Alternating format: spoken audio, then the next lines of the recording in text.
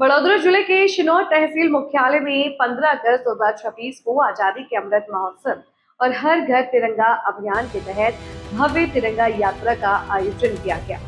जिला भाजपा कोषाध्यक्ष और ग्राम पंचायत के संयुक्त आयोजन में निकाली गई इस यात्रा में बड़ी संख्या में भाजपा कार्यकर्ता, एपीएमसी निदेशक, महिला मोर्चा पदाधिकारी, पुलिस एवं होमगार्ड जवान, ग्रामीण और स्कूली बच्चे शामिल थे। हाथों में तिरंगा लेकर देशभक्ति गीतों के बीच निकली इस यात्रा से पूरा शिनौर देशभक्ति के रंग में रंगा नजर आया। 15મી ઓગસ્ટે સમગ્ર દેશ 80મો સ્વાતંત્ર્ય પર્વ ઉજવવાની તૈયારી કરી રહ્યું છે અને એના ભાગરૂપે હર ઘર તિરંગા યાત્રા સમગ્ર દેશમાં તારીખ 13 તારીખથી શરૂઆત થઈ છે। આપણા દેશના આદરણીય વડાપ્રધાન નરેન્દ્રભાઈ મોદી સાહેબ જ્યારથી વડાપ્રધાન થયા ત્યારથી એમને દેશને એક સૂત્રતાના બાંધવા માટે આ હર ઘર તિરંગા યાત્રાની શરૂઆત કરી હતી।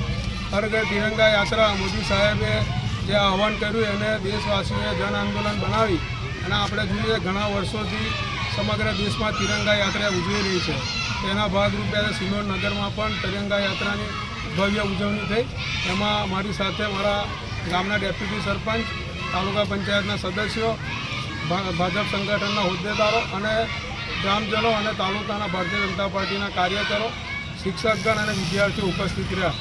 આ તકે હું દેશવાસીઓને અપીલ કરવા માગું છું કે 2047માં આપણી આઝાદીને જ્યારે 100 વર્ષ પૂરા થવાના હોય અને નરેન્દ્ર મોદી સાહેબે વિકસિત ભારત બનાવવાનું જે આહવાન કર્યું હોય તો આપણે સૌ સહભાગી થઈ અને વિકસિત ભારત બનાવવામાં આપણે આપણો સિંહ ફાળો આપીએ। અભ્યર્થના વંદે માતરમ, ભારત માતા।